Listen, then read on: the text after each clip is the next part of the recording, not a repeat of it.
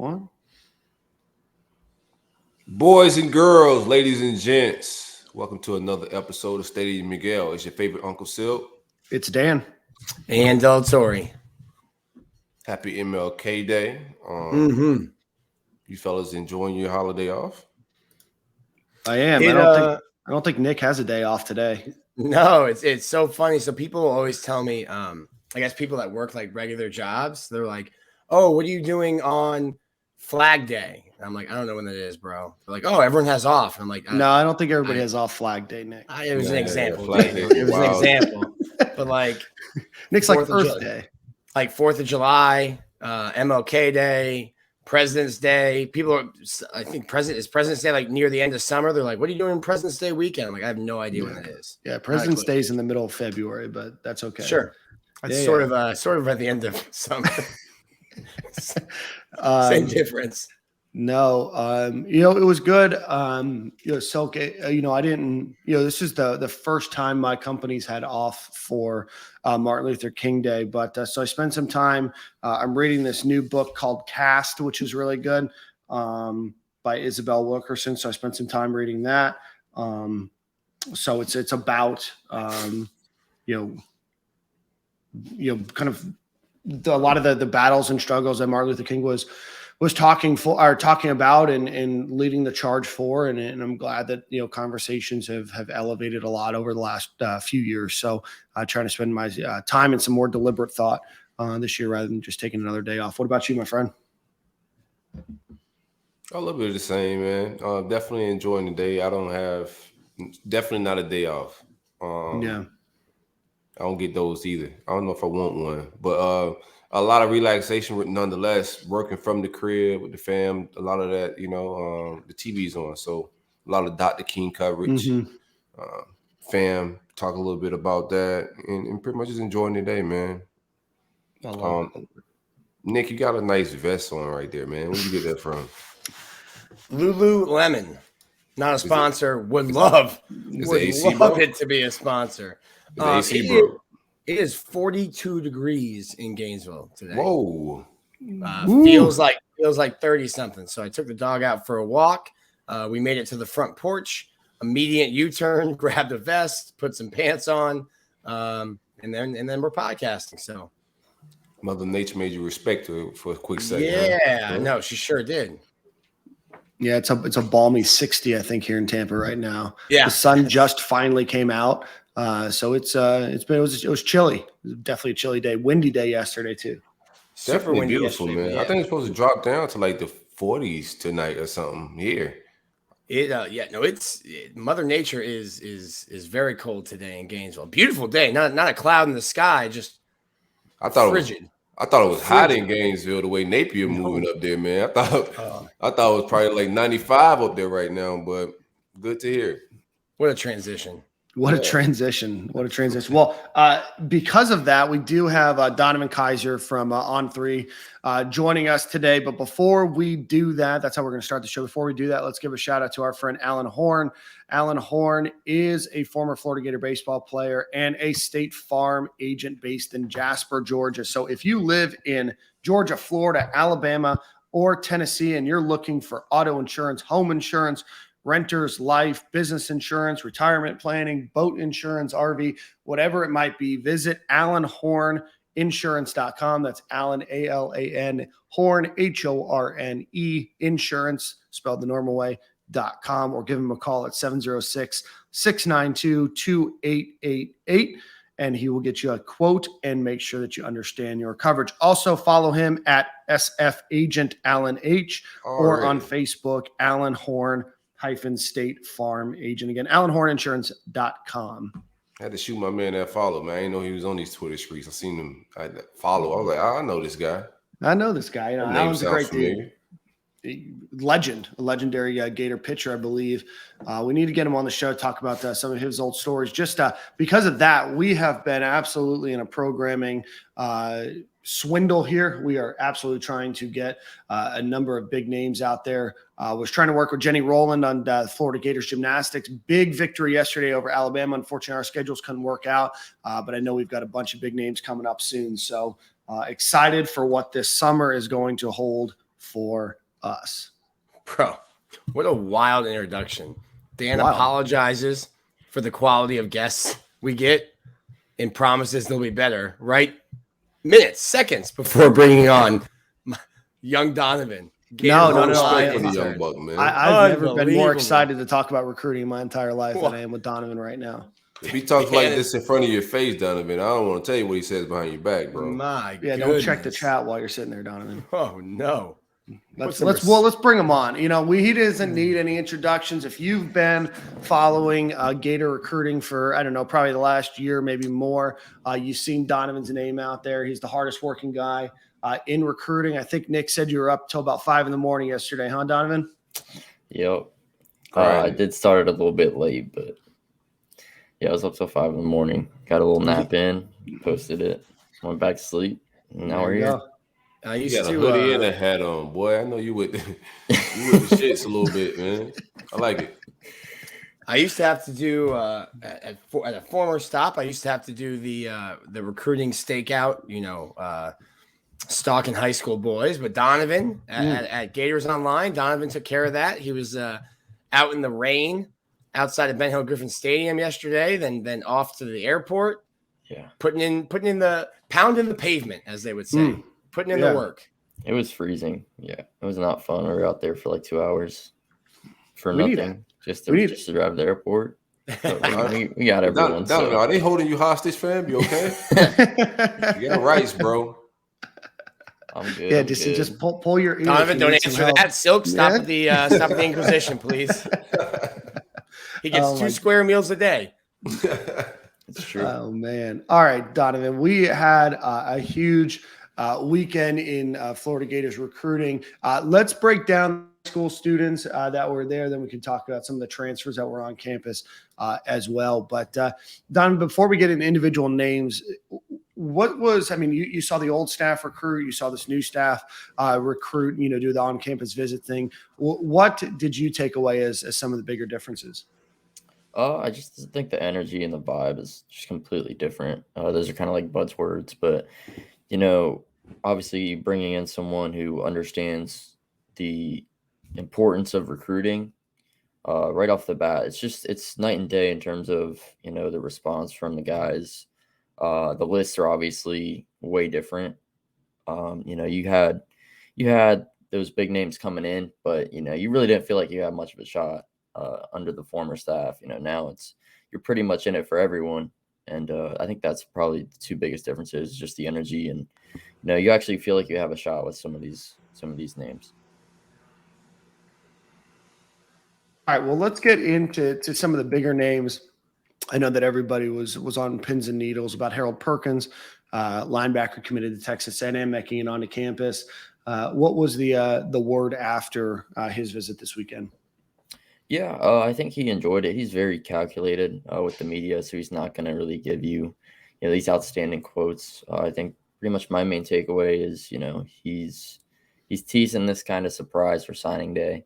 So he's leaving his options open. I think he said he's considering visits to Miami or LSU, or possibly both. He has the Poly Bowl this week, so it's going to be kind of hard in terms of a timeline. But I think, Florida came away in a better spot than they were, obviously, before the official visit. I think A&M is going to be hard to pull them away from. That's home, but right. I think they're trying to make some rounds. They're trying to fill all the boxes. They actually went and saw his uncle today. So, they're trying to keep him in it as much as they can, especially coming off an official visit. Sure. And I think getting you probably want to get the last visit when it's with a committed kid, but I think with him going to Hawaii and being there for a week, maybe you don't get another visit in between then. And then you like they're doing today, like you said, went to go see the uncle. And I think, Billy can still use an in-home with him. The head coach can only use one. So you probably try to push that as close to signing day as possible, because even though he's committed somewhere else, you want to get the last word that you can in, but before pen has to hit paper. Right. And I think it was kind of telling that he didn't have an A&M visit scheduled. So some of these kids, they're committed. They'll take these 3 visits to other schools and they'll go back home for the weekend before or whatever. So How much does NIL play into Perkins' decision? Perkins for sure. That was like I think that was the first quote he gave us was like the amount of money they're putting into the program or something along those lines. So that was really something that he was pushing. I think that was another one that he really that was kind of one of the main points throughout the interview. We talked to him for like 5 or 7 minutes, and he definitely said something that UF was setting aside money for the students, and it just it shows under Napier that they're doing all these they're going out of their way to make the football players feel special. The parking, moving them into another facility to live. So all those different types of things, but definitely one of those takeaways was the NIL and all that type of stuff. So obviously, by the way, I want to get into this. I didn't even realize that the Poly Bowl was like a thing still. I want to ask you boys, Silk, Nick, you had the opportunity to go to the All-American game, which is in Texas, or you go to the Under Armour game in Orlando, or you get the opportunity to go to Hawaii for free. Which one do you guys pick? I mean, it sounds pretty easy to me. I mean, Hawaii sounds great. Yeah. I don't know what the setup with the Army Bowl is because it's not Army affiliated anymore. Mm-hmm. But that's how Under Armour kind of like took over. Like it was in Orlando. They did a bunch of cool stuff. Under Armour laced you up with all this kind of gear. And then everyone in San Antonio for the Army game is doing like 2-a-days. And they're like, wait, what's happening here? I get Adidas football gear and 2-a-days. And then you started seeing like a big shift of more of the top talent going to the Under Armour game. But listen, sign me up for a free flight to Hawaii. It's 40 degrees here. I'm sure it's cold in Texas, in Cypress, Texas. So sign me up to do a couple of practices in Honolulu. I guess it depends on who's playing in the game and like the coverage and all of that, right? Yeah. I would want to play in Hawaii, but not with a bunch of kids from Cali and Nevada and shit that I don't know. So like I don't know, but Hawaii is like appeasing. I'm not gonna lie. If I'm a 5-star, which I know you would be, Nick, you'd probably be maybe a fringe 2, low 3 he'd be guy. playing in the state bowls. Yeah, Nick would be in the Alabama Mississippi Bowl. Florida versus Idaho. That's the line from Major League. Where were you playing last year? The California Penal League. Like, okay, all right. Broward County versus Wyoming. You know who's winning that game? Yeah, Wyoming for sure. All right, so Harold Perkins. Go ahead, so. No, that's like you shot at yourself on that one. Yeah, you're right. I'm a Hillsboro guy now, Yes, sir. So I know you represented Tampa. Very good. Very good. So where do you think the Gators sit? I mean, I think, getting them on a campus, obviously, you sit in a better position than not getting them on a campus, but what would you put, Gators chances at? 15%, 50%, 100%? Perkins told y'all to put percentages on things, so go ahead. Yeah, he did. So Shout out to That's Perkins. y'all's job. That's y'all's job. This kid's brilliant. I like him. Wherever he goes, I'm a fan. Ask me a question. 60-40 A&M right now. I think you have 60-40. 40. Okay. 40%. I like that. All right, let's get into some of the other non-committed kids that were on campus. Wide receiver Caleb Douglas, a guy that I think maybe some people had on commit watch there when Kerry Colbert, the Gators' new wide receiver coach, was the wide receivers coach there. Came onto campus. Have you gotten the chance to catch up with him or hear about how his visit went? Yeah, he talked to us. Gave us a pretty extensive interview. Kerry Colbert, that's one of the driving forces there. Napier offered him first when he did get to UF. That was the first offer they sent out. So that was something that was of note. He talked about just the visit as a whole. I know he really liked the way it was set up. So that was cool. I'm trying to think of what else he said. Just I think his player was Avery Helm, and he just he was really about just meeting these people face to face, because obviously he's from Texas. He only gets to come here once before he possibly makes a decision. So, just putting names to faces, all that type of stuff. They'll see him a few more times if they go to visit him. I think he's in the process of setting up another in-home or school visit. So that's something to watch out for. I think he did mention he's going to one other school. I can't remember. Let me check. Was it Oregon? Yeah, I think it might have been Oregon. Yeah, Oregon on the 29th. He's thinking about that one. I know ND offered, but they're not really in the picture. So pretty much a Florida-Oregon battle here. Dan, you're muted, fam. Sorry, the On3 recruiting prediction machine, since we're an On3 podcast these days, has him very heavily skewed to Florida as well. So that's good stuff there. If you're not familiar with the name, 3-star out of Missouri City, Texas, 6'3", 182. Moving on from there, we had former Oregon defensive end commit Amarion Winston, who posted, I think, his entire visit on social media. Have you gotten the chance to catch up with him? Yeah, that was actually a phone call from Corey. But yeah, we did catch up with him. He was really blown away by all the things that were going on as well. I'm trying to think. What was it? He said it was pretty dope, so that was cool. But yeah, very good. Fantastic quote. Great quote. Yeah, great quote. Awesome quote. But yeah, they were really planning to show him the future. They showed everyone the facilities now, and they're pretty much don't really buy into these besides the swamp and all that stuff, because you're always going to be there. But they pretty much showed around the facilities, and they were pretty much just hyping up the standalone and all that type of stuff. And they're going to shuffle that around. I think, Nick, did he say something about the meeting last week where they're moving stuff around? I talked to the... Yeah, there's going to be some changes. I mean, listen, my dog's going to have 140 people on staff, so you're going to have to figure out some office space for these people.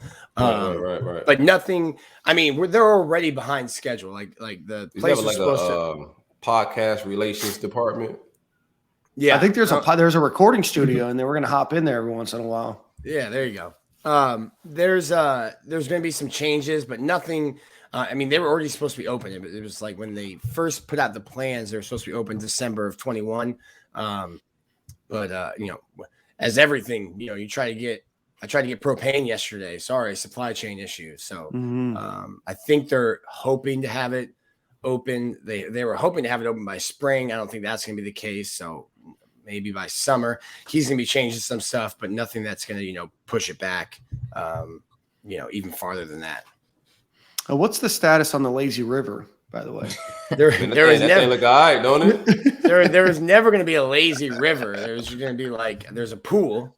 I know what a lazy river look like, and I seen the YouTube video. It looks like a lazy river, Nick. Well, I don't think people. Man, the message board got hot about that, and it was just what? I don't think lazy river about not having a lazy river. He's a lazy river because someone asked flippantly. Asked Napier about it at his press conference. He was like, well, I don't know about that. And people are like, he's already getting rid of it. And I'm like, all right. I don't mind getting rid of it. That shit is called Lazy River. He was talking about some other stuff. Got to rebrand. You got to rebrand that shit. Yeah. We just need a river rapids, A hustle river. That's right.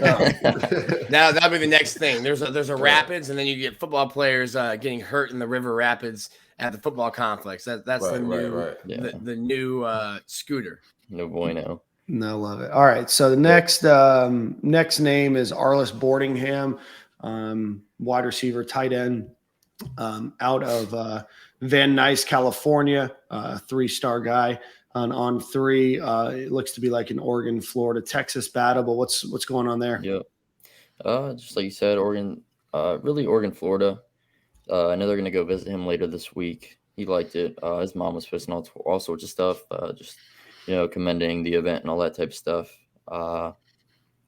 He said, obviously the visit was great. You're never going to hear a bad quote about an OV, but he's coming down on a decision. Like you said, you guys between 2 schools. So, but Florida really knocked it out of the park. H-back, Pleagler's one of the better recruiters on the offensive side of the ball. So to have him, just focus straight on Bordingham this weekend was, it obviously made some moves there. And pretty much just Oregon, Florida. Where did he come from? I mean, that's a name that we've heard of since Billy Napier got hired. Where did the relationship, start or come from? I know he had a prior relationship with Colbert at some point. I'm not sure how deep that relationship went, but that was definitely a name that they, kind of keyed in on as soon as Colbert was added to the staff. Perfect. And then let's see from there, we can talk about former Vanderbilt safety commit Miguel Mitchell out of Oxford, Alabama, 3-star guy as well, was between Florida Northwestern and Vanderbilt, all great academic schools to be in competition with. But a guy that has some great film ends up announcing his commitment to the Gators on Sunday, I believe. It might have been Saturday night, but announced his commitment to the Gators over the weekend. Talk to us a little bit about him. Again, a guy that maybe people aren't as familiar with, and then what his upside might be. For sure. So we actually didn't talk to him before he left. He declined any interviews, but going back into it, a lot of late offers. He was kind of a late bloomer. I think he was the MVP of the Alabama-Mississippi game. Mm-hmm. So that was definitely something that was a note. Oregon, USC, LSU offered at some point. So a lot of late teams, a lot of the teams that had coaching changes were kind of getting in on this kid because, he was, like I said, a late bloomer, Vanderbilt commit. And his film's very, very good. And they always wanted to take. So if you can, not to get too ahead of ourselves, but Jacoby Matthews is a +1 prospect. So, I mean, if he wants in, you take him, especially in a transition class. So that was a big addition, especially in a room that you don't have that much depth. You can kind of give him a year. He'll be with Kamari Wilson coming in as well. So, which safety spot you play, man? What was it? What safety spot you think he projects to? Probably strong. I think he fits a little bit better at strong, kind of coming in playing the box. Right. It does look impressive coming down here, running the tunnel. Tackles well in space. Yeah. I know in that game, that Alabama-Mississippi game, he played cornerback, apparently, ended up with I think he had an interception. It might have been pick 6. I could be wrong there. For sure. I'm not Nick, so it might be a fact error. So definitely had an interception, definitely had a forced fumble, and I believe had 6 tackles as well. So definitely, I know you said he was the MVP of that game, but obviously a guy that is multidimensional in terms of being able to play cornerback as well as safety. So yeah, you could probably move him down to nickel as well. Yeah, so far the staff look like they could win some good battles too. This came down. This kid got some good offers down the stretch. So this is a good win. Yeah, beat out Tennessee for him. Yeah. Going to go quickly through some of the other names that were there, and then we'll get into some other bigger names. Jamari Lyons, Gators defensive tackle, signee, 4-star guy. He was on campus. New Gators commit running back Trevor Etienne was on campus, and then Gators offensive line commit Jalen Farmer was on campus. Anything of noteworthy reporting there, Donovan? Farmer's a ghost, so he's very hard to reach. But, he's committed. He took a visit to Kentucky before the first signing period. I think he's considering taking a trip to Auburn before signing day. That one's one you want to hang on to. He was really under the radar. It's a good eval by the last staff. You can always come in. He's road grader. I think he's like 325. Big kid, but it's one you want to hang on to, especially in a transition class. Perfect. And then, all right, so then we'll get into some other big names. 2023 edge rusher Malik Bryant from IMG Academy, 5-star kid, was on campus on an unofficial visit. Any word from his time at UF? He really loved it. I think he just quoted that he's considering Florida as another contender now, which is big. I think he also has a Bama visit in the works. But having guys like Harold Perkins and Kamari Wilson around him this weekend, that just helps out. Kamari play with him at IMG. Perkins is just close with both Kamari and Malik. So, I mean, that's a big one you want to win. He's transferring back to Jones High School in Orlando, so he's not going to be at IMG anymore, which I think might help out the Gators. There's not really an IMG curse anymore, but to have him closer to home in Orlando, just right down the road. Definitely one you want to have on campus early and often. And yeah, that's going to be a big battle. I think that's going to be one of the most defining battles of 2023, just because, he's close to home. He's obviously had this early connection with the staff, and that's when you have to win. I think I do like that he left the big IMG thing to go. Even it's still in Florida, but he still went close to home. So I think like you keep saying close to home. You said about 50 times. I think that matters a lot in his recruitment. For sure. So we'll see if we got the dogs to finish this thing. If I remember correctly, former Gator great Jay Howard was from Jones High School. Trying to double check that before I become Nick on this podcast again. Let's get into some other names. The Gators unofficially hosted Jalen Kimber, the Georgia transfer who announced this weekend that he would be committing to the University of Florida. Jalen Kimber has 4 years left to play for, originally from Arlington, Texas. 4-star guy. Was ranked, right around the 100-ish rank in the rankings in that class, was slated to be a starting cornerback this season for the Georgia Bulldogs, but did get injured. I believe it was a shoulder injury. So he did not play this year, announced his name into the transfer portal just a couple days before he came to the University of Florida and then immediately committed. So was this a name that a lot of people had expected over the last, few days before? Was he a bit of a surprise, or talk to the fan base about Jalen Kimber? Yeah, I mean, he was out of left field. Some people might remember him. He considered UF before committing to Georgia. I think he was around for the spring game in 2019. Really, really fast kid. He's got the skills to play corner, as you mentioned. He was a kind of a penciled-in starter for them next year, which is massive because with Keiser leaving, you've got to have someone opposite of Marshall, and you got a bunch of guys in that room. But to have Corey Raymond pretty much like handpick you out of the portal and say, "Hey, I want you to come play for me," that's a big deal. Do you think this is at all connected to Mekhi Garner, former University of Louisiana cornerback, not ending up in Gainesville, or do you think that they're unrelated? I think there's probably something to do with each other. Obviously Gardner. LSU commit now, but you still have a spot now to fill a corner. So he kind of went and got the next guy that he wanted. How much contact? Maybe I've got to get some different information, but I was told they wasn't in contact with Mekhi that much. There wasn't a whole lot of interest. Yeah, I'm not sure exactly. That was more Corey's end, but I do think they made contact. I don't think it was much, but I do think they at least, kind of established something at some point. Yeah, I just don't think it pursued heavily like the other Louisiana transfers. Mm-hmm. I think I could be wrong. Yeah, I could be wrong 100% too. Who knows, right? Sometimes on this podcast we just shoot from the hip, Dan's typically wrong. Yeah. So speaking of Louisiana transfers, the Gators did also host Osiris Torrence, probably the prime guy that the Gators wanted out of that Louisiana transfer group, offensive tackle, 2-time All-Sun Belt. Considered one of the best offensive linemen in the country, regardless of transfer status or not. Osiris Torrence did announce this morning, Monday, that he is officially going to be joining the Florida Gators and definitely helps bolster that line. Donovan, I know that a lot of people had immediately thought Osiris Torrence was going to be a part of this class from the get-go once the announcement was made that he'd be transferring. Takes a number of visits, goes to Auburn, goes to a number of other places.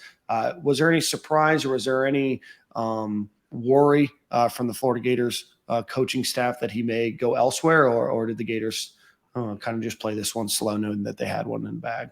Yeah, I think it was more the latter. I do think just because, coming out, I mean, he had one offer from Georgia. I'm pretty sure it was a preferred walk-on spot. Other schools throughout the Southeast, smaller schools, I think Nicholls State or a few like schools like that offered him. Obviously, he ended up at Louisiana, but he never really got that chance to go through a recruitment and just posting all his offers and all that stuff. He didn't even post all of them, but I mean, pretty much everyone in the P5 was after this kid, and to have a guy like that in the portal to come and just sign up for a spot pretty much on a line that really needs offensive line depth. You need offensive line depth, especially in the SEC. To have someone to come in like that, I mean, he's probably one of the best interior offensive linemen in the portal, and to grab a guy like that, I mean, that changes your outlook of the room significantly, because you're going to have him. I mean, he could even move out. He played a little bit of tackle here and there at UL. I would prefer that Braun kicks out to tackle. But I do think that, playing him at guard, I mean, he's outstanding. Completely changes the game in terms of the run game. He mauls people in the trenches, and, just watching him get to the second level, watching him just, take care of these guys. I watched some film on him, Texas and Iowa State. I really didn't want to pick and choose. Obviously those are Power 5 schools, and those are schools that are going to have more talent on par with the SEC. But he's pushing around these kids, and just to add that to a unit like Florida's is very, very important. Probably the biggest land of the class so far. Yeah, I think I looked up somewhere. He's never given up a sack, maybe only a couple pressures in 3 years. A kid that had offers, like Donovan said, LSU, Auburn, Ole Miss, Clemson, Miami, Michigan State, USC, highly coveted. It certainly helps that your head coach is at Florida, your offensive line coach in Darnell Stapleton, and then your first offensive line coach, Rob Sale. All three of them are in a certain place. So I don't know if you give a huge, tip of the hat to Billy and the guys for landing this, even though it is a really big commitment. I think we all kind of figured that this was a foregone conclusion once he hit the portal, but still a good pickup for Florida for sure. Nah, fans got nervous.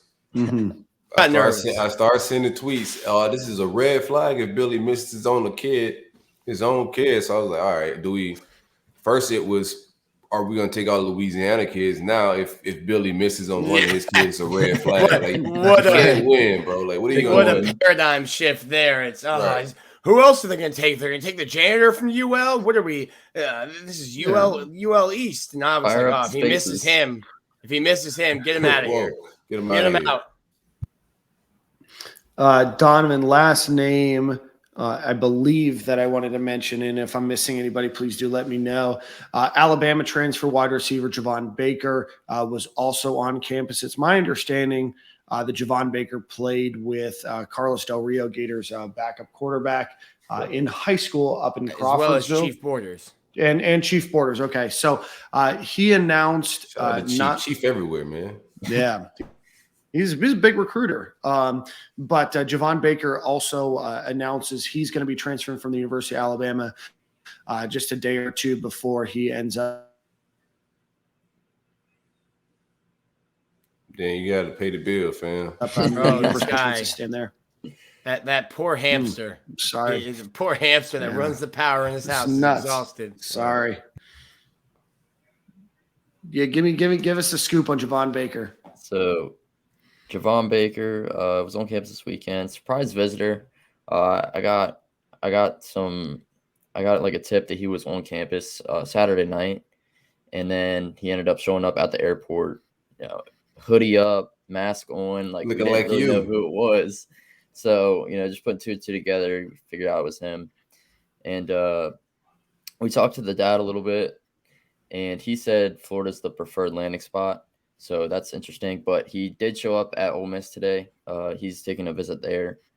So it'll be interesting to see how this goes. I know Kentucky's trying to shoot their shot as well. So it's pretty much between Kentucky, Ole Miss, and Florida at this time.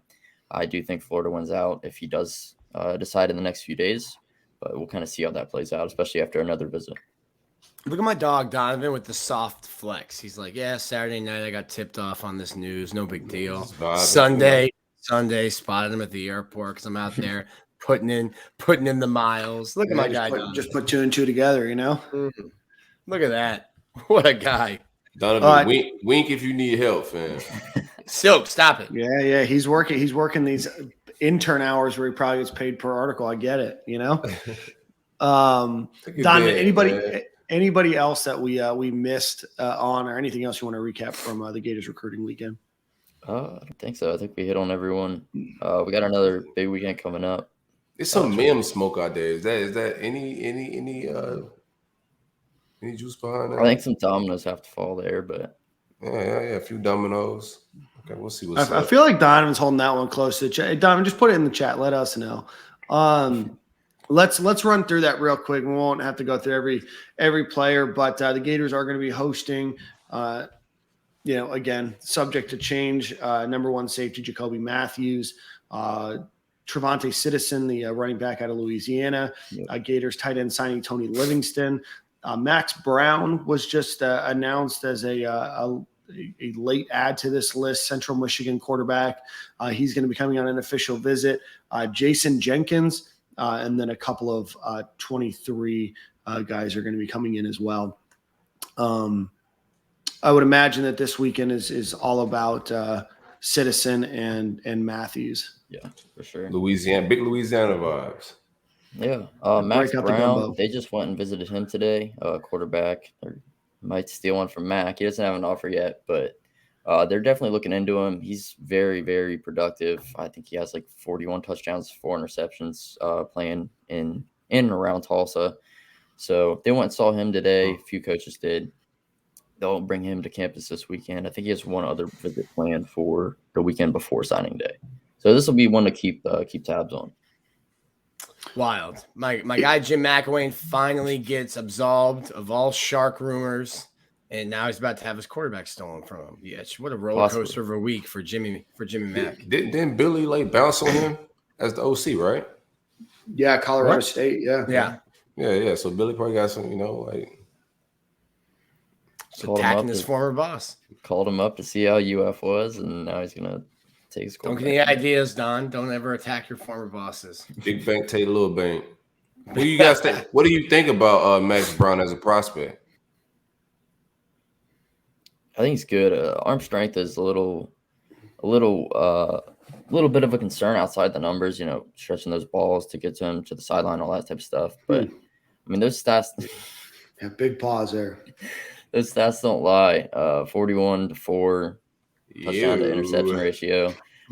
He has some legs too. I think he ran for over 1,000 yards as well. So, you can afford to take a developmental piece behind Richardson and even Jack Miller. Obviously, you still have the freshman from last season. So, and with that, we'll get Donovan back for the Manscaped read at the end of the show. Yeah. Stretching balls. That's nuts. That's a nuts comment. Donovan, before you go, the Gators announced that Montreal Johnson, I think we talked a little bit about it last show, or there was definitely some smoke whilst recording. I think it actually came out on Tuesday or Wednesday of last week. Gators grabbed Montreal Johnson, the running back, probably the more sought after running back out of the 2 freshman running backs that Louisiana had. 247, not just is what it is. They do an update of their transfer portal. They gave him a 4-star. Was not, I think he was a 3-star out of high school. But what are the thoughts on Montreal Johnson, and how do you think that creates some dominoes in the Gators running back room? For sure. I'm higher on Johnson than I think some people are. He's very productive. He was a all freshman guy, but coming in running for 900 yards on I think it was like 162 carries or something like that. 838 yards on 162 carries, like 12 touchdowns. Very productive back. He already knows the scheme. He's already gonna, he's gonna play early. If he played early, he's gonna play early here. Right. I think a 1-2 punch with him and Bowman. I think there's still some. There's gonna be a role for Naquan. Like Napier and Jaluk like to kind of spread out their carries. It's not gonna be like seniority under Dan Mullen, but they definitely like to, maybe say 5-3-2 for every 10 carries or whatever. They're gonna feed the hot hand and they're gonna keep everyone in a rotation. But I really like the dude, really good balance, really good vision. He's got some breakaway speed as well. Just very quick, in and out, hits the hole very hard. Another pause. But yeah. That's a good reason to pause though. Yeah, I allow it. But yeah, I like him and Bowman as the 1-2 punch. I think Naquan, could be like a third down back. He's very good out of the backfield, casting passes. So, The Gators definitely have a crowded room, especially with their addition of Trevor Etienne and then potentially Trevante Citizen. So we will see how it all shakes out. But Donovan, we appreciate you taking about 35 minutes of your day today to sit down and chat with us. Let everybody know where they can follow you on social media and where they can read all your articles and all your reporting. yes, sir. So Twitter's going to be at Keiser Donovan, my name backwards. So at last name, first name. So Keiser, Donovan, Donavon. You catch me on 3. I'm sure we'll have a link somewhere for you guys. But I appreciate everyone. I appreciate you guys having me on. And so you can catch me over on 3 and on Twitter. Absolutely. Hey, if you tell your mom to come watch this, she's gonna tell you clean your dorm up, fam. So I'm sure I'll get a text later once you find out. Clean your dorm up. Clean your dorm up. Make your bed. Yeah, make your bed, bro. And move that mirror. We would have had no idea. But all right, Don, we'll talk to you soon, brother. I appreciate you guys. Appreciate it. Get back. Donovan Keiser. Back to work. Yeah, get back to it, man. Up until 5 a.m. Yeah, I'm working some tough hours there. Man, ain't got time to make up his bed, man, because they just grinding it. Well, he likes he likes doing film reviews, so I think that was like an extra story that he wanted to write. But more power to you if that's what you want. Like Silk's talk. There's so much opportunity to create your own lane in these spaces. If that's what you like to do, like, hey, we got a spot for you. You can write it and do it, and we'll publish it for you. I love it. That's the life, man. Well, before we get into, I want to hear all your thoughts on everything else, boys. But before we do that, let's give a shout out to our friends over at Home Field Apparel. Use promo code Stadium and Gale. Get 15% off of your order. A bunch of new merchandise has dropped. A bunch of new merchandise will be dropping for the University of Florida as well as a number of other schools. So visit homefieldapparel.com. Use promo code Stadium and Gale. Silk, want to get your thoughts on the weekend. Nick's gonna be gone for a second here. So what did you think? What have you heard? Energy and vibe seems very different now than even it was when everybody was excited when Dan Mullen got hired. Just overall good vibes, man.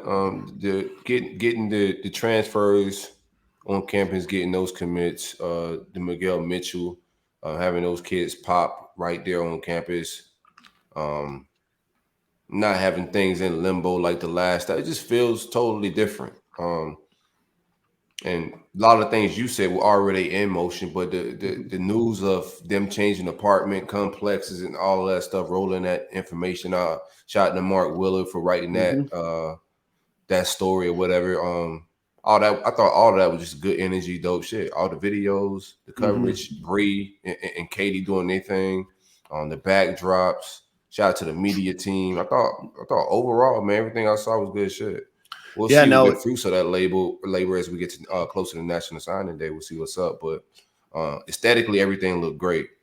It did. I think one of the things that I'm curious to see, and we'll find out over time, right? I remember, a few years ago when me, you, and Ahmad were chatting was, very much about the pressure to commit now. And this is your opportunity is now. Right. And really pushing for that commitment when they're still on campus or right after they left and, making that impact and having guys commit, when other people are still on campus. And, it's those small things that create vibe, they create energy, they create noise that a lot of people get excited about. And, people feed off of excitement. They feed off of, people that they've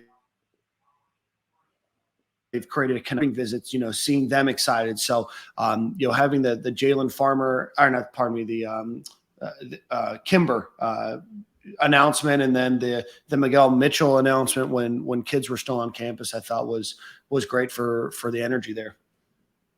There's probably like a balance you have to strike of not being like too pushy, but also wanting to take advantage of that hype train, when you got guys on campus. And I've always wondered about how you organize who comes on campus. Some kids might have, stuff going on. They can only come a certain weekend.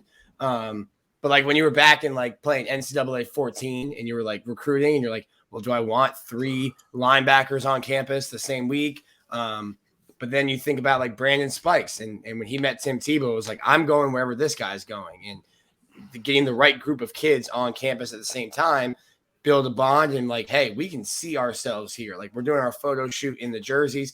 I can see myself playing with you at this school in this jersey and winning together. So I think there's I think we kind of seen that too going this weekend as well. As you seen the dates with either Jacoby Matthews, Citizen, all the Louisiana kids started getting flipped to like the same weekend. It's kind of like set a vibe to make all those guys comfortable and for those relationships to click.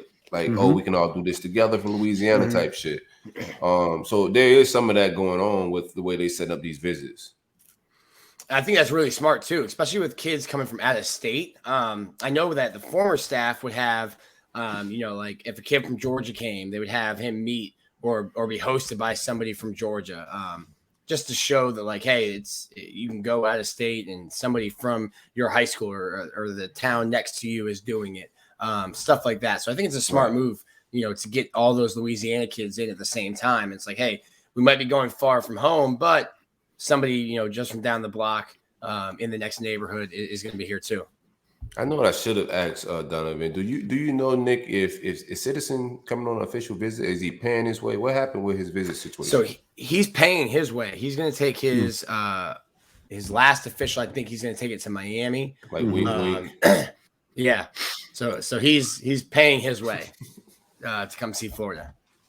I like that. I like this Billy guy. He's all right in my book. He's all right in my I book. like this guy. The Gators do move up quite a bit in the recruiting rankings. Let me pull those up.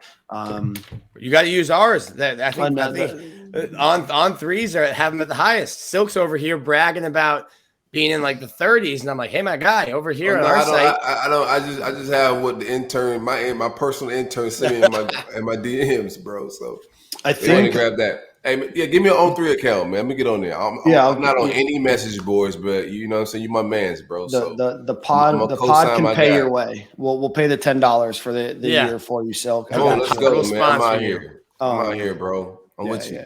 So the Gators right message now board, are the message boards would love to hear from you. I know that. Slander me in person. In fact, one of the folks on the message board called you my boss at one point. I had to make that clear that this is he knows we've been talking a lot about organizational charts. I think that is the Stadium and Gill organizational chart. At the Roll Up Network, we all are bosses. Nobody's boss with anybody around. We all partners around here. Gators right now on 3. I should have just act like I was your boss, so that would be dope. Yeah, that'd be something else. Gators right now are ranked 27th, but I envision that not only rising pretty considerably when it comes to overall average ranking, of a commit. It's pretty high. Unfortunately, you can't sort by that number, but that would probably put the Gators somewhere around like 15, 16. So you guys factor in the transfers as well, Nick? I'm not sure if we are yet. Obviously, not into this one. But I do like how high y'all got us. So I gotta get set up over there. There you go. They unfortunately have Miami quite a bit higher than the rest of them. 12. 12th right now. I don't know that. But I do see a lot of things. I do see a lot of things changing. Obviously, you got a number of names that the Gators are expected to get, and I will mention them just because they have a ranking of it. 247 does have the Gators ranked right now number 3 in the country when it comes to transfers and dealing with the transfer portal. And I believe that that's in and out. So that does, I think, take into consideration Diabate being out of the group, and Bogle being out, and Mincy being out as well. So the Gators do sit in a good position there with obviously who's number 1 there? It was Florida USC. State. It might be LSU right now. Let me pull that up while we're doing this. Doesn't take very long. Are you surprised that LSU, Florida State, Florida, South Carolina, Arkansas? Never mind. Go ahead, so. Never mind. So the Gators do sit in a good position. I do think that there's probably a couple of transfers that are still going to announce their way over to the Gators in the hopefully not too distant future. So from a recruiting perspective, the Gators are getting some big names on campus, a lot of names that are new. And I would imagine that over the next 2 recruiting weekends, which are the last 2 recruiting weekends, before National Signing Day, you're going to see some additional names added to this list as well. Does that wrap up recruiting for us? I think it does. Want to get your guys' thoughts. We talked about briefly. Caden's story. Yeah. Did we speak on him? We have not. We have not. Well, what's up with him? He decommitted from Auburn this week. A guy that's from Alabama. Trying to think who else is in his recruitment right now, but he decommitted from Auburn. I know we have him coming in, I think, the 28th. I believe so. In Caden's stories, he's got UCF, Florida, Auburn, Florida State, Georgia Tech. Right now, he has a visit scheduled, like you said, Corey, for UF on January 28th. He's a 4-star guy, highly sought after, 6'3", 282. Tweener type guy. I think not tweener, but I think he can play a couple different spots for you on the defensive line, 3 and 5 tech. I think it'd be a good get for us in this cycle. I'm not like crazy what like his talent right now, but I think he could be developed with this staff and in the weight room and get to be a guy that you can count on in 2 different spots, depending on what defensive front they play. Yeah, no, I agree. I like him a lot. Sorry, I'm just looking around on his website or his page to see if I can find anything else. It really does look like it might be a brother that played at Alabama, Christian Story. Yeah, that sounds familiar. On 3 has him ranked the 216th best player, 24th on the defensive line in the country. So they obviously consider him, to be quite a good player. And then I know that the Gators were after a wide receiver that just decommitted from Utah as well, whose name is escaping me. Let's see. I'm sure I can find Justice Lowe out of California, I believe. I don't know where the Gators sit with him now. I do know that the Gators offered him not long after Billy Napier came onto campus. Is a 3-star guy. I'm sorry, he's out of Oregon, Lake Oswego, Oregon.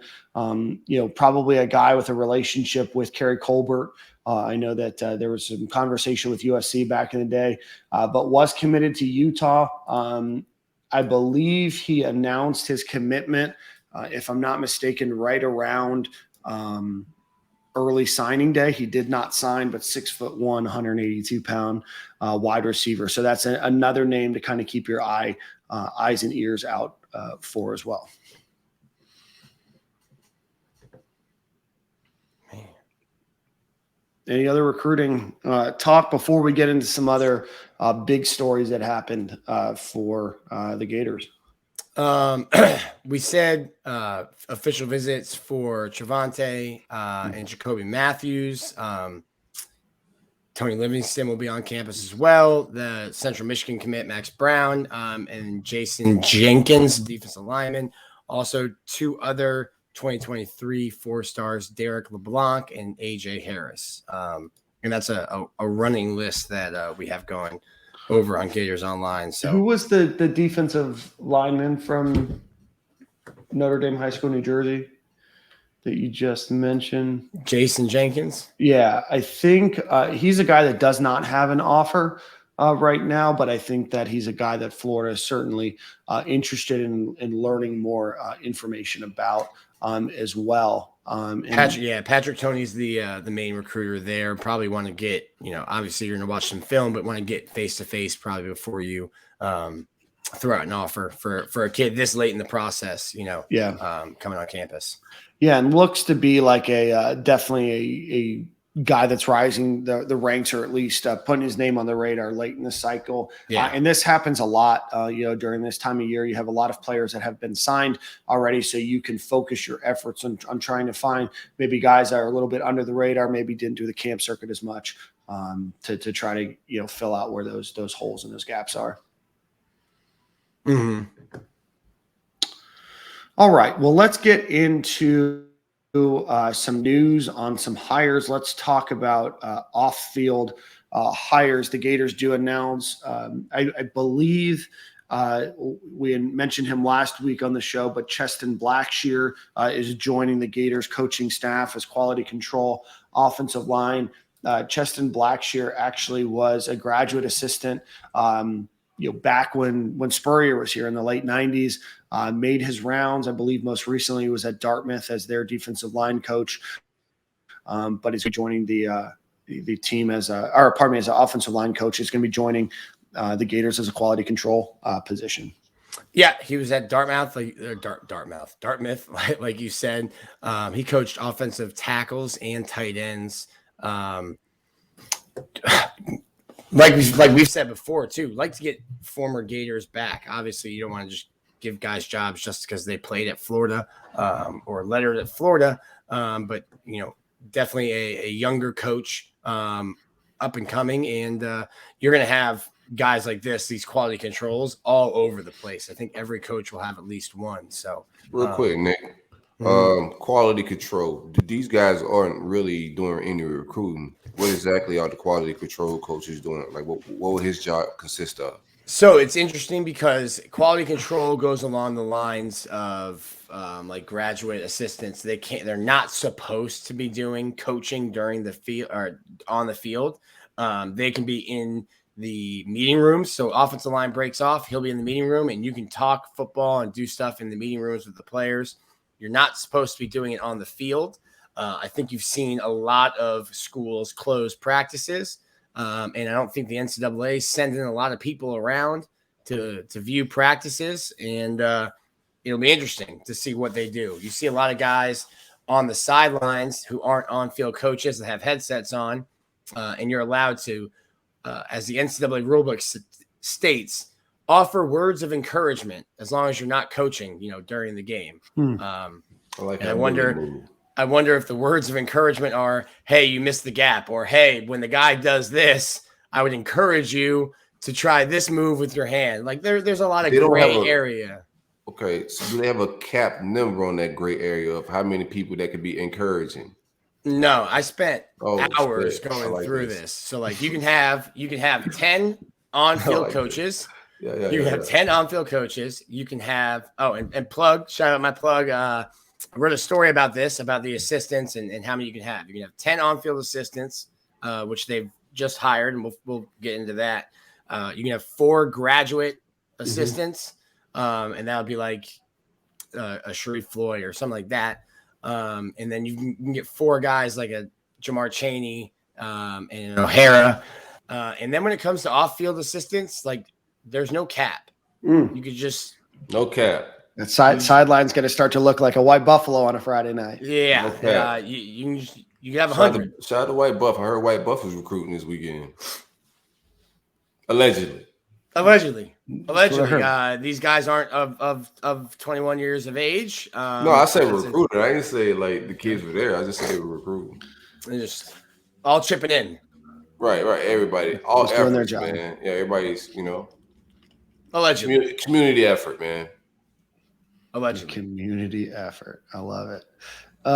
So Cheston Blackshear, like I said, former Gators offensive lineman, as well as graduate assistant, made his rounds, but welcome back. And I know that Shannon Snell and a number of former Florida Gators that played around that time spoke very, very highly of Mr. Blackshear. So welcome back to Gator Nation. The Gators also announced Savannah Bailey, who is the Senior Director of Player Relations and GatorMade.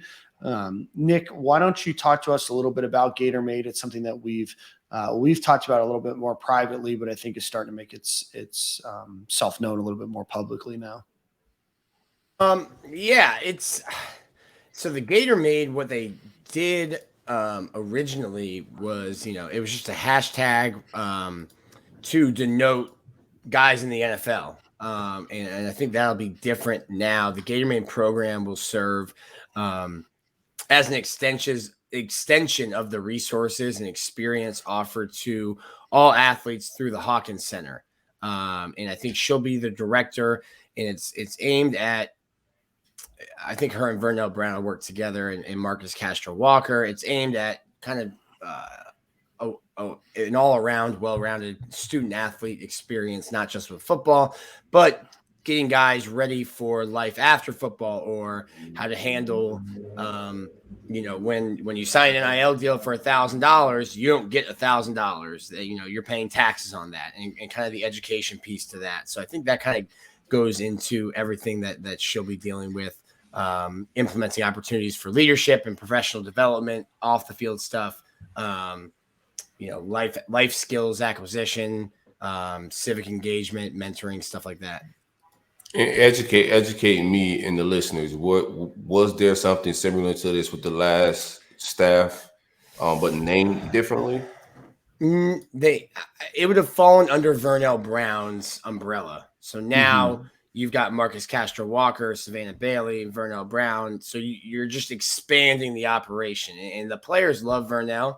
But there's only so much. If you have 100 guys on a roster, there's only so much one person can do. So I think the biggest thing here is that Billy's going out and getting multiple people who are passionate about not just X's and O's, but passionate about, hey, you've come to this university. How can I make you a better person?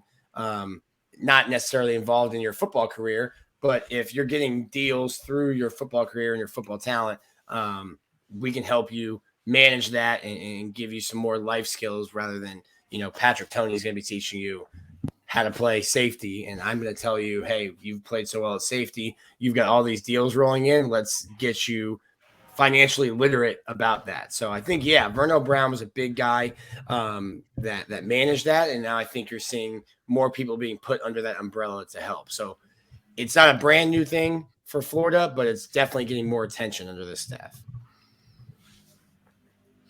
I love it. So that concludes, I think, some of the off-field hires that have been announced. I know that there's still people that are actively working that have been spotted, even at games with Billy Nathan that haven't been announced yet. But there is definitely more names to go.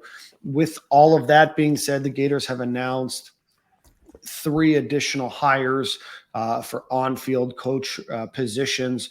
I believe last week, the Rob Sale news had been kind of leaked out, but it definitely wasn't officially made until a little bit later in the week. The Gators grabbed Rob Sale for the offensive line and offensive coordinator role, previously at Alabama, Georgia, Louisiana, and most recently with the New York Giants.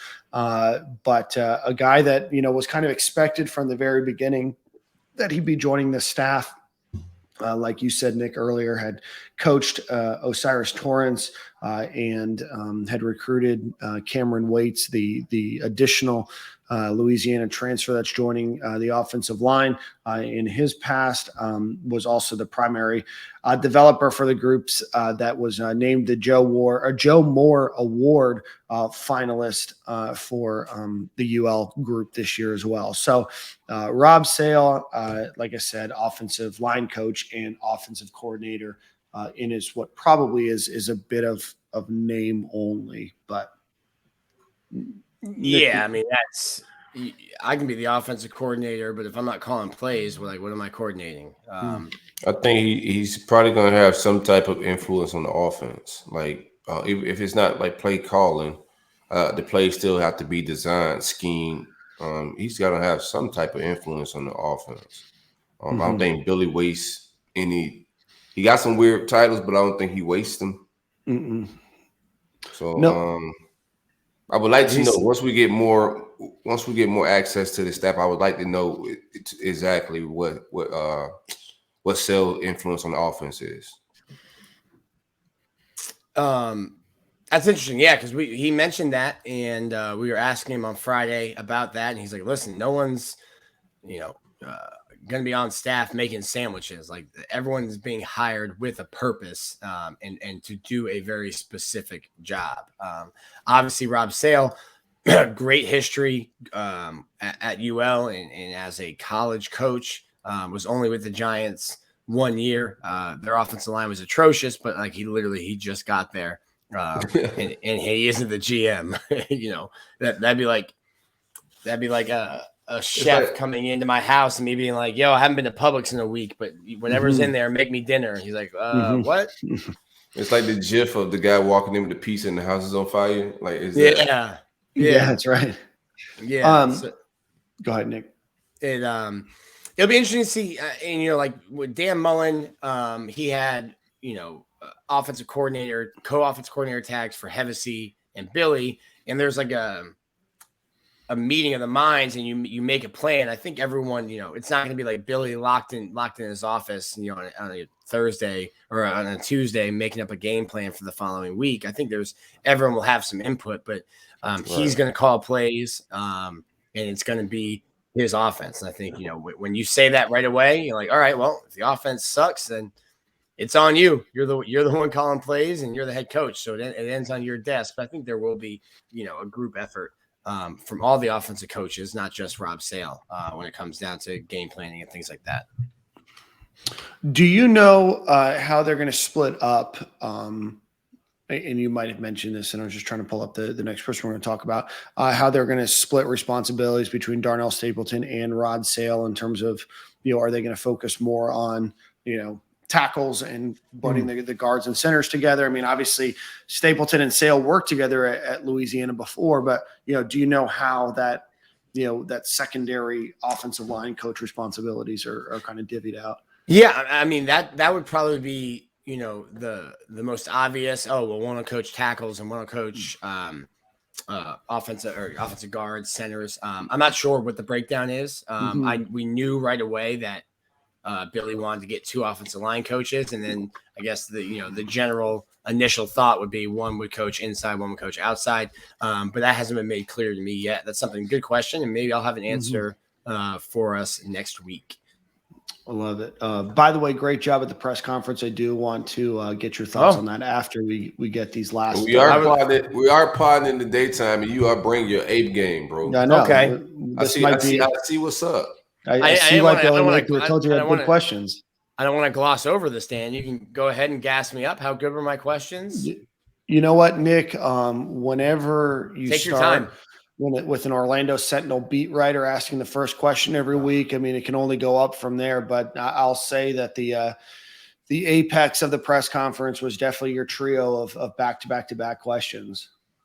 The way you throw shade without saying people's name, I don't want to disparage the last name. It's elite work, Daniel. Don't want to disparage the last name. Everybody know who you talking about. Might be related. Might be, but I pray to the good Lord every day that there's not. The Gators also, it was announced by Pete Thamel. I don't know if it's been officially announced. Has not by the Gators yet. But defensive line coach Sean Spencer, known as Coach Chaos, is going to be joining into that role. Also coming from the New York Giants. Had previously been with Penn State, where he helped recruit Micah Parsons and Saquon Barkley.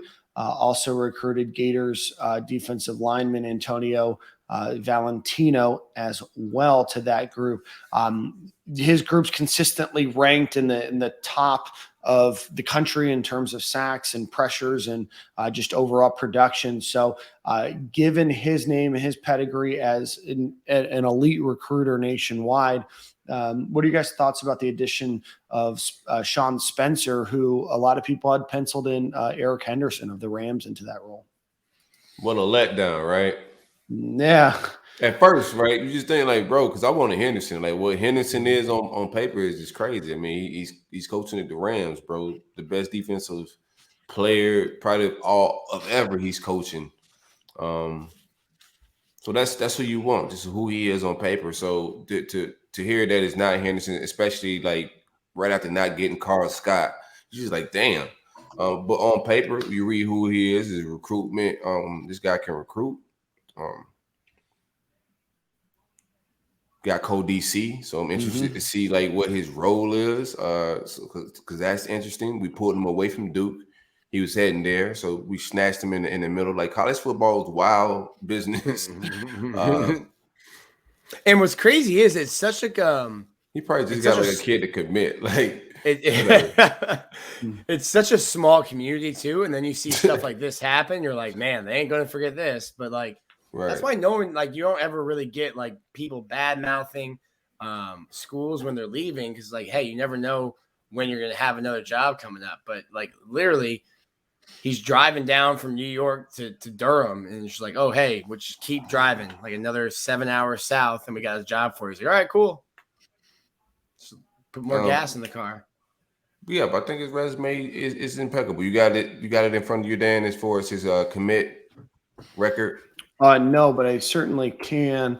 Like we said, Saquon Barkley, Micah Parsons, Curtis Jacobs, who was a highly ranked 4-star, Michael Mennett, offensive guard, 4-star, Shane Simmons, 4-star, a lot of big names. I mean, this list is really a who's who of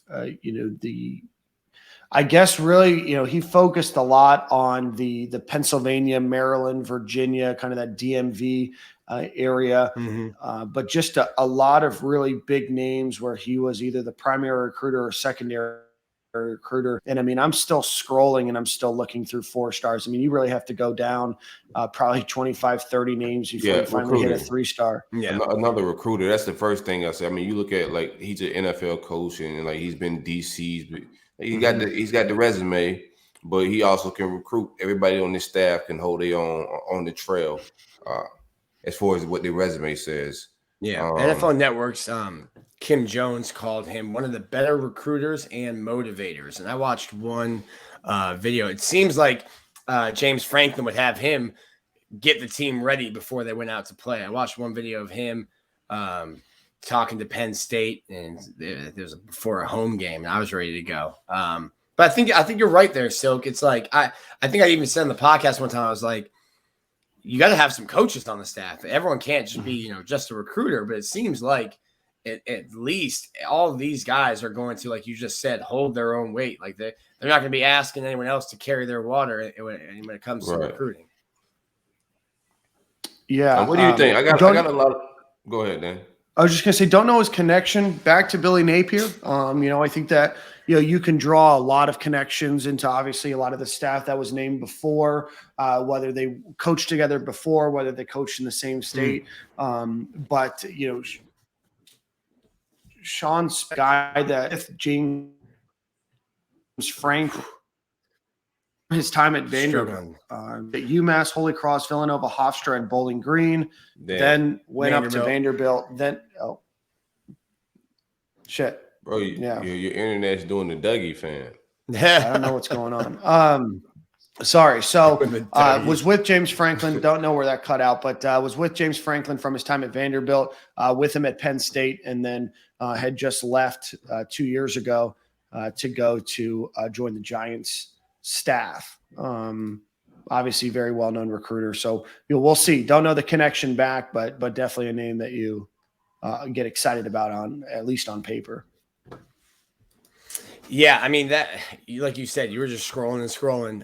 Maybe it's a Rob Sale, not an indictment, a Rob Sale recommendation. Because Spencer was with the Giants for the last 2 years. Obviously, Sale was just there for a year. Maybe there's a lot of relationships on that. Pruitt's on that staff. Like it was a lot of like connections on that Giants staff. For a really bad team. Right. Right. He just, I don't know. Massively bad. I see what he tried to do, but.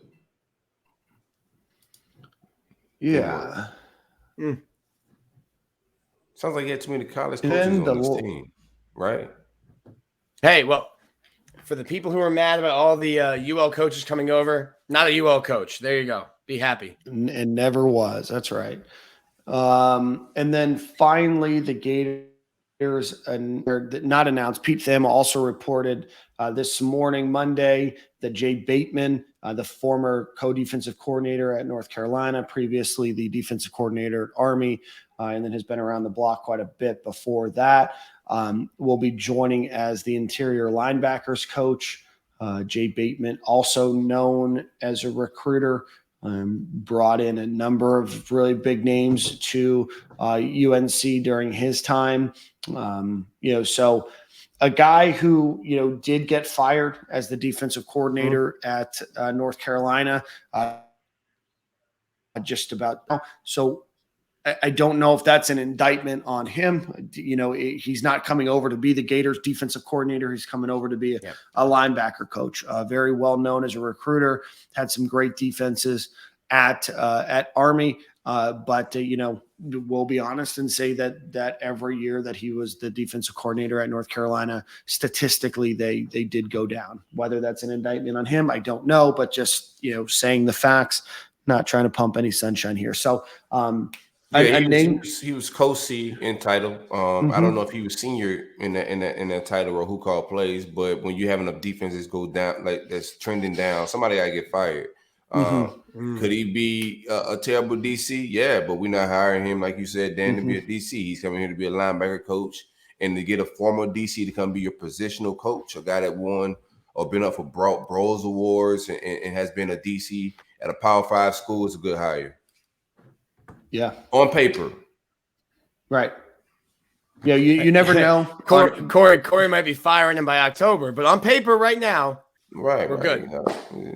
You never know. Everything's everything, man. Everybody got a clean slate right now, Nick. I have beef with nobody right now. But just looking at, adding Bateman to the staff there, the Gators obviously have very strong ties in Louisiana, now have ties in California, have ties in that DMV area, North Carolina, Florida, Georgia. Really plucking some very well-known recruiters and some very well-respected names as recruiters. Now, we say that there's two parts of this job. There's the recruiting part and there's the coaching and development part. But when you look at it on paper, Silk, how do you grade this staff out?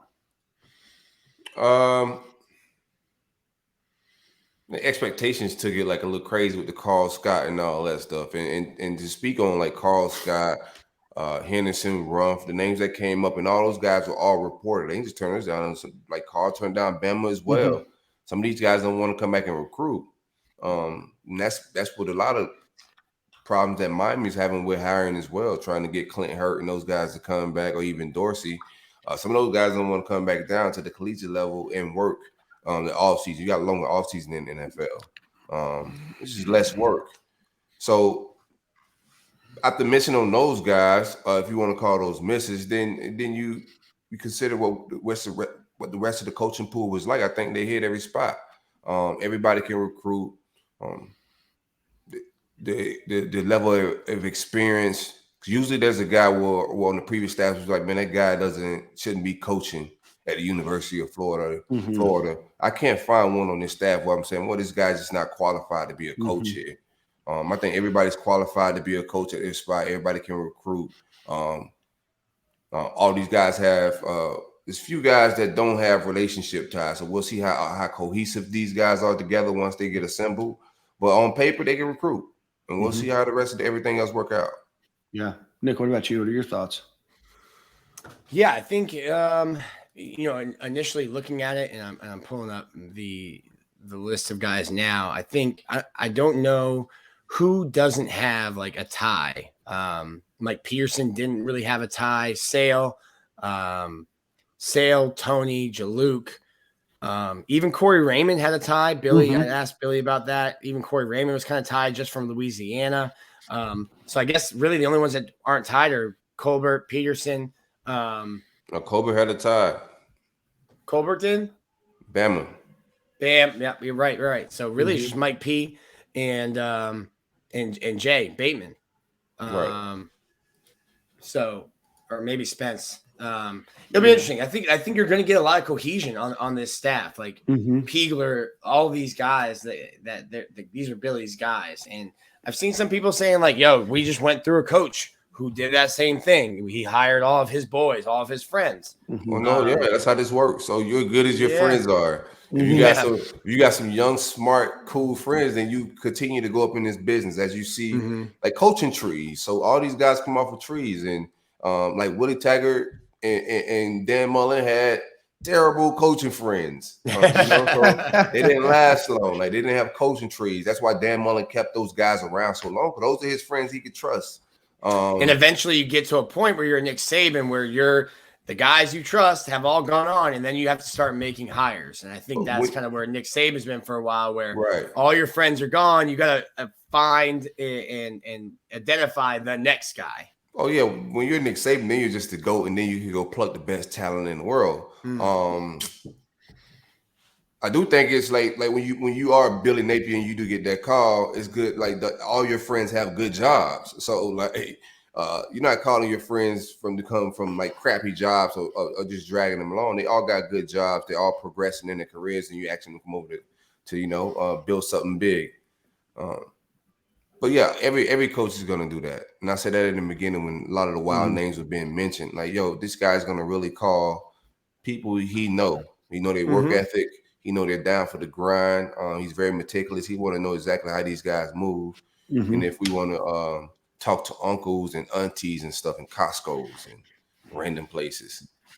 No, I mean, I think that's I think when you think of what the staff looks like just as a whole, comparing it to all of the names that are hired, compared to names that were reportedly connected, right? I think that you look at this staff, and I think that you've got a lot of very well respected names that are on there. You've got I think you've got a good mix of young and experienced on there. I think that you have some great pedigrees. A lot of these guys have coached at, big name schools, USC, Alabama, Georgia, Penn State, North Carolina, schools that you associate and connect with, putting out good quality products. These aren't guys that, they didn't have any other opportunities, I can imagine. Right. I mean, I look at all of these guys, you pluck William Peagler off of a staff at Michigan State that had one of the best turnarounds in college football last year. And he's a guy that recruited a guy that was a finalist for the Heisman Trophy, right? And so even names that you're not connected with or know, right? And most college fans don't know most college assistant coaches, and why would they, right? I think when you look at what they've been able to do, and that's why I'm always so I definitely learned about Bateman today. Like, you see the name, and then you go see who this guy is, what's his resume, because why would I know the Army defensive coordinator that went to North Carolina? We don't play in the ACC. It's not a whole lot of crossover there, so I don't really know who he is like that. But he has a decent resume. I'm sorry, Dan. Didn't mean to cut you off. I mean, I think that you hit the nail right on the head there. So, I'm excited to see how this staff meshes together. And I think when you look top to bottom, and I want to talk about some of the other things that are happening as well in the football program here in a second, but as you see this group top to bottom, I think that you have a very fine, experienced staff. You have some massive names, and you have some great recruiting, names as well that, I'm very proud of, the coaching staff that was put together. And, I give it a B+. I think that, it's tough to give, an A, just on paper, but I think I'm not giving no grades, man. I just want to give like my opinion on staff. Yeah. But that grade stuff, it's just so many variables with all of this. That's why I said like I want to like do it in layers. So like freshly established, what does this staff look like it can do very well? It look like they can recruit very well. There are some questions I do have about what the offense is going to look like. That's why I said Rob Self, does he have an influence on, or does it just looks like what we've seen at Louisiana? I think so. Initially I wanted an OC, so I can't really grade this staff because I don't know what the offense is going to look like and what his play calling is going to look like, or the defense really. Like there's a lot of question marks. So, but I think as a recruiting staff, if I could grade them as recruiters, I think we got a recruiting staff as recruiters.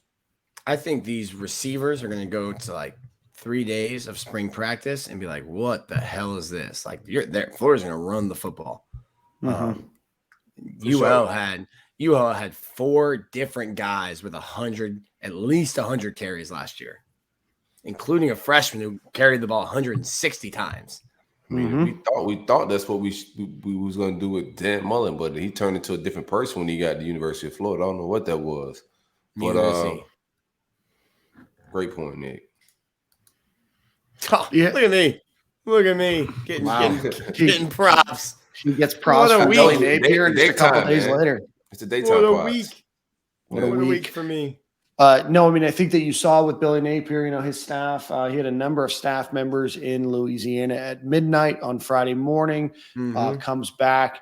I think it's bright-eyed and bushy-tailed as Billy Napier is ever going to be in a press conference, and then spends the rest of the day and the rest of the weekend on official and unofficial visits. So I know what I wanted to add to the staff thing. So I get a lot of DMs. I got a lot of DMs about because we said like Mike P's on the field staff. Then we got Chaney, a few other guys on off the field staff with Florida ties, but how many guys on the staff do you need for it to be Florida relationships in 2022? Like, I think it's more of a region thing at this point. Like, how many in-state relationship ties do you need on the field coaches with? Well, this is kind of a change in tune for you because or a couple of weeks ago, you were saying like, hey, we need some guys that have relationships or ties inside the state. I think you're backtracking here. No. I said getting Mike P was getting that. We answered that. We were talking about the Mike P hiring. I said getting Mike P answers to that tune of the people that were saying that we need some Florida ties on the staff.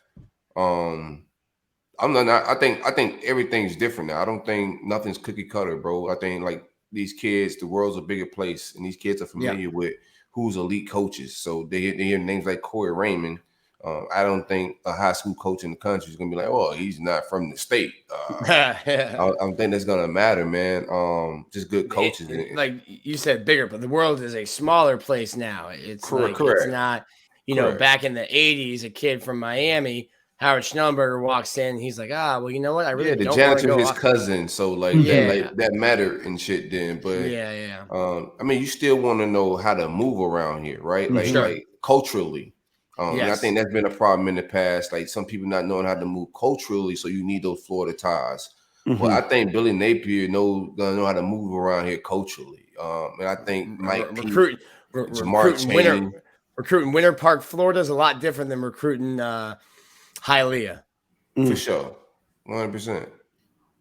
Yeah, no, I mean, I think when you do look at the staff, that's probably the only thing that you do have to kind of raise your eyes about recruiting wise. A lot of connections to really everywhere in the country, except for probably the Midwest.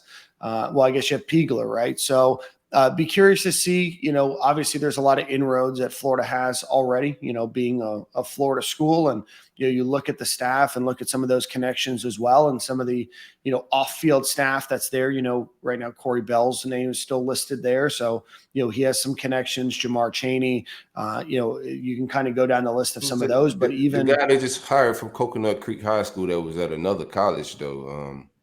I'm forgetting his name. This is off the field guy that they just hired.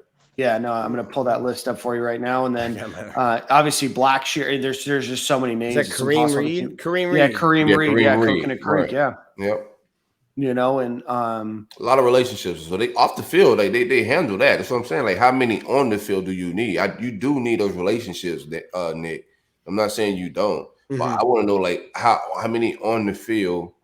Like, do you really need the relationship wise? I think you can handle a lot of that relationship stuff if you got 1 million staffers. If you moving like Bama and Georgia, like a lot of Georgia and Bama relationships aren't on the field guys. Yeah, like people feel like we're just so new to all this, so they don't get it. But there's so many off the field staffers for Georgia and Bama that's not on the field guys that got relationships in South Florida, different places in Florida, different places in Georgia, like. You got to have those relationships at other places, not just on the field. Just want to educate like the average football fan on how the big boys recruit. Yeah, no, do want to ask you guys, just kind of switching topics here, sort of. I know a couple of the concerns as well on staff relate to not having a particular special teams coach, at least in name announced yet, and then not that's having concern of mine too. a quarterback coach. I know that Ryan O'Hara, the offensive analyst, is probably your quarterback coach, if you were to say that. But those are probably some concerns. So Silk, I want you to kind of expound on that a little bit more. I mean, there's not a lot of schools. I think there's 6 Power 5 schools that don't have special teams coaches. That to me is a little bit of a concern. Don't one of these guys we just hired have special team experience? Just for a team that just had issues with special teams, I want somebody to be designated and had some prior, like good experience at special teams. So to me, that's a red flag on the special teams front. I'm not worried about quarterback coach. At this point, we already knew what we was getting. So that's just regurgitating the same gripe over and over. It is what it is at that point. We got to see how it works. I think Billy's take on this is all that big off the field support staff, like being able to get him all the information he need to be able to do that job. Like he don't have to do so much other stuff because he got a million staffers to be able to just concentrate on the quarterback position and play calling from that standpoint. So I think that's his take on it. I think it's fairly new. I think my opinion, I think all these guys need somebody to kind of lean. I think Sale is that guy though, as far as play calling his mother. So we'll see. But I would have liked a quarterback coach, and I would have liked a designated somebody with special team experience. Yeah, but like you haven't been expecting a quarterback coach since like the opening press conference. Sure. Correct. It's been a wrap. So that's been a wrap. So anybody got a gripe about that still, you just got to wait and see what the results is from that. You're just looking for a reason to be mad if you're still griping about that. Right. It'll be interesting to me. I like Stoka said how they handle that. So like Ryan O'Hara can't technically coach during practice. In the film room, he can talk to them in the building, can't talk any football while they're, or coach while they're out there. So it's really when during practice, Billy is going to be coaching and working with the quarterback. So I'd love to see just how a practice is structured. I remember going to practices with Will Muschamp, and obviously the head coach is kind of floating around and seeing everything, but Will would also sit there, and when the teams were doing when they were in individual drills, Will Muschamp's leading and running the drills for the safeties. So it'll be interesting to me to see. Hopefully we can get out to a practice to see what the structure is of a practice under Billy Napier and how much time is he devoting to just coaching the quarterbacks versus what's the entire operation look like at a practice and how much is he moving around to different spots. It's interesting because he's played quarterback too, so it's not like a quarterback with a quarterback coach would be also like kind of slapping your own face as well, right? Like, yeah, I'm a quarterback, I'm an offensive play caller, and I got a guy to coach my quarterbacks, so that's also a little awkward as well. I don't know. We'll see what we got later. Yeah, we've got a couple weeks, or not a couple weeks, probably 6-8 weeks before spring starts. So excited to see what ultimately shakes out in those rooms and in those practices. I do want to talk to you guys about a few other things, but before we do that, let's give a shout out to our friends over at Game Time Sidekicks. If you are looking for top of the line vacuum sealed cups, 20 ounces, 30 ounces, tumblers, things of that nature for hundreds and hundreds of different college teams. I know they do some things in the NFL, do some things with the PGA Tour and a number of other sporting events that are out there. Give GameTimeSidekicks.com a visit. Use promo code STADIUM. Get 10% off of your order. I use them every day. I gave my parents one as well. I know that they use it every day, and they're very proud of it, are very happy with that product as well. So GameTimeSidekicks.com, use promo code STADIUM, get 10% off of your order. I do want to give a shout out to Mark Wheeler. He put this out there. Soki mentioned it when we were talking with Donovan earlier. Gators, it has been reported that the Gators football team will be moving over to out of Springs and out of Keys and over to a new off-campus housing called the Standard. The Standard is both an apartment complex and a hotel combo unit. I believe the players stayed there this past weekend as well, but beautiful new facility right off of campus. We'll move from kind of that traditional stone, a cinder block dorm room over into a beautiful apartment facility. Boy, Looks like a prison cell. Boy, It sure does. Boys in Section 8, fam. Eating Jamaican bacon. That's outlandish, man. Not to like rain on this parade because I think people are very excited about it. I don't know how this works. So like you get a scholarship and the scholarship covers books, tuition, room, and board. When guys move off campus, you get that money for a scholarship. The dorms do not cost as much as rent at the Standard. Right. So in the Standard, given its location, seconds walking from Daniel's favorite bar. Balls. I've seen the Standard, Nicholas, and I'm gonna tell you, that's how our football and all our athletes should be living like that, Nick. Yes, I'm just wondering. The rooftop, I was like, oh yeah, man. I'm coming Party Central over there. There's a lot of stuff that goes down. I can't believe we was landing kids with the Section 8 shit. I just don't know the NCAA legality of calling that, your football. First off, you can't have football only dorms or football only apartments. So the legality of that and how it was reported, I can't imagine. Did you snitching, Nick? Whose side I can't imagine Florida's happy that got out there. What side you on? We moving like Nick now. I move sneakily. We're moving like Nick Saban. Nick Saban. Nick Saban. We're moving like the other Nick. The other Nick. On us. We can't be moving like you. You snitching on us right now. I'm just putting some concerns out there. Just concerns. We need you to investigate, bro. You just no investigative reporting. No, just regular reporting, bro. We have fluff. It's all fluff. Okay, I'll stick to that. I don't know anything other than obviously what Mark Wheeler reported. The screenshot made it onto Twitter, so I'm sure you can find that without too much research. Don't know what that means. Don't know when players may or may not move over there. Just reporting the news. Reporting the news over there. It's an expensive ticket. Hey, listen though, that is the place. And like, listen, you don't need. If you're a football player, the party will find you. But that moving them in there is moving them into the party. That's the the place to be right now. Don't say parties. It's the vibes, Nick. Like you say stuff, you make it sound bad when you say party. It's vibes. Good vibes. It's just good vibes and good energy. It's vibes, man. That's it. Good vibes. With that being said, man.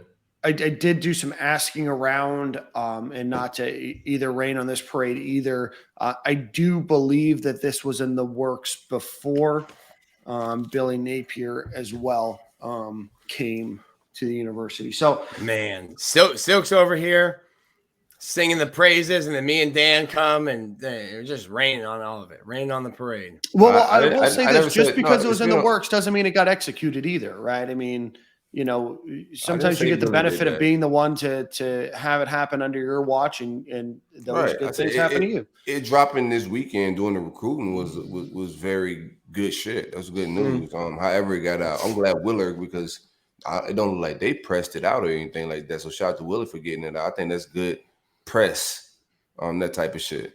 Yeah. Other news came out. It does seem, I think we talked about it on the last show, the one before, but worth noting that it does seem like football players will be able to park on the north side of Ben Hill Griffin Stadium. So I'm sure a few months ago, you saw the litany of tweets of football players with literally obscene amounts of parking tickets, but it does seem that they will have a much better opportunity. Yeah, take care of our guys, man. It feels dope to see all the Bama guys, all them dudes come back with big crazy chains on. I got to see Chauncey do that this past weekend with the recruits. That shit felt good. Like seeing him come back happy with his big jewelry on. Like take care of them guys. Get an alumni too. Some of them, if you got a brick outside, Give them a parking spot so they ain't got to be worried. Shout out to my man Ahmad. You trying to advocate? Get them guys a spot. You know, keep them around. Shout out to all them vibes. Let's see. Trying to check the interwebs, see if we're missing anything else. I don't think interwebs. Don't think that there's much else. Like I said, do want to shout out Gators gymnastics that featured a head-to-head battle with Alabama on ABC right during the middle of NFL playoffs. But the Gators are able to steal a victory over Alabama, who was ranked, I believe, number 6 in the country in gymnastics yesterday. The Gators needed some fantastic scoring at the end. Had 2 10s on the floor and during the last rotation. Yep. So with that, Nick, you did say that. So Trinity Thomas ends up with 2 perfect 10s in the meet, and then she does get one, as well as Nia Reed gets a perfect 10 as well. The Gators needed those scores to come back. I think a lot of people that were following in real time had thought that it was going to be close, but the Gators were just going to miss out on victory to end up with 2 perfect 10s on the floor exercise, which was the last competition for the event. The Gators do pull out that victory, and congratulations to Trinity, Nia, Coach Jenny Rowland, and the rest of the Gators. Trinity Thomas just became the 12th. You move them into the standard too. They living up to it. That's right. Yeah. And move them to the vibes, man. Trinity Thomas is now the 12th athlete in NCAA history to achieve the Gym Slam, which is somebody that's registered a perfect 10 in all 4 disciplines across her career. She is a superstar. If you don't know, we'll put you on game. Trinity Thomas is a superstar. Came back. She got hurt. I think sprained both of her ankles right before their postseason last year. She's a superstar. Megan Skaggs, who's back for her super senior year. This Gators gym team has, because of COVID and people being able to come back, they have a real chance to make a run in the national championship this year. Again, yeah. So congratulations to Roland. I thought he was gonna miss Ahmad doing like the gymnastics segment, but Nick really pouring it on, man. Listen, Tom Brady, that game was a wash yesterday, so I flipped the channel as soon as 3:00 hit. There's been some bad playoff games. Has there been a good playoff game yet? They've all been blowouts. I fell asleep early last night. I missed the nightcap last night, so I don't know what happened. Yeah, no, we've got a few today. Just 2. Or I thought one today, just the Rams. Yeah, I mean, I guess you could say the 49ers-Cowboys game was decent. Cowboys had the ball late in the game with a chance to tie or to win, but that was the only one that was decided by less than 16 points. So far, I guess the Bengals and Raiders was also decided by a touchdown. But outside of that, you had blowouts by the Bills, the Bucks, and the Chiefs. So let's see, trying to think or see if there's anything else. The Gators basketball team does get their first victory over a not great South Carolina team, but the Gators do move to 1-3 in SEC play going into, I believe, another game a little bit later this week. Outside of that, I think we've got the Manscaped ad read. Nick, you got the song of the week, and we'll take us out.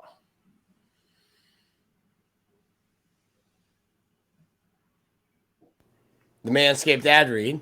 Yeah, it comes first. Yeah. No. Shout out to the great folks at manscaped.com, the best of the best when it comes to men grooming. It's that time of the month, man. And if you've been stretching them balls, you need to shave them. Shout out to my man Donavon for coming on and hanging out with us today, man. So if you've been stretching them balls, make sure they are smooth as eggs. Coupon code SG at checkout for 20% off. You're going to want that lawnmower 4.0. You can use it in the shower. You can use it in the dark. It's snag proof, no cuts, clean as a baby's bottom, like fresh born nuts.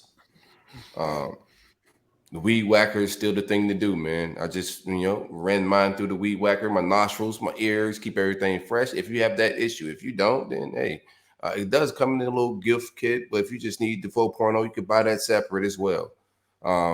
Coupon code SG at checkout, 20% off, free shipping. Yeah. Yep. All right, Nick, take us out. Song of the week, and boys, I'll see you next week, and I'll be reporting live from Cabo San Lucas. So, let's keep it short. Start that bender. It's been a bit since the bender. You know he has to go extra in Mexico. Yes, sir. That's how you kick it off. That's how you kick it off right there, Dan. I had to get some practice this weekend. Yeah. Looks like you're a little under the weather, little sniffles. That's not seasonal allergies. That's bender vibes. Just a tough Sunday afternoon. That's a wild allegation. Just a tough Sunday afternoon. So in honor of Donovan, I was on a Spaces with Donovan and Harrison, and they were slandering Tupac and Biggie. They were slandering the greats while they're talking about, I got time to be playing these kids like that, man. They're talking about Lil Boat. Man. They're talking about Chief Keef. I punched Harrison in his throat. He ever disrespect Tupac in my face, man. He did. He did right before you came on the show. It was wild. So in honor of that, we're going with Tupac. One of my favorite songs from him, Changes. Just a classic. Classic, man. Sometimes you got to spin the old ones. They want everybody to be like some lyrical genius, man. Everybody got a lane, man. Tupac is a cultural icon, man. Like Poet. Harrison. Tried to inspire change. Said it in my face. Say it to my face. You won't. Hey, same corner, same time, fellas. Same corner, same time. See you, boys.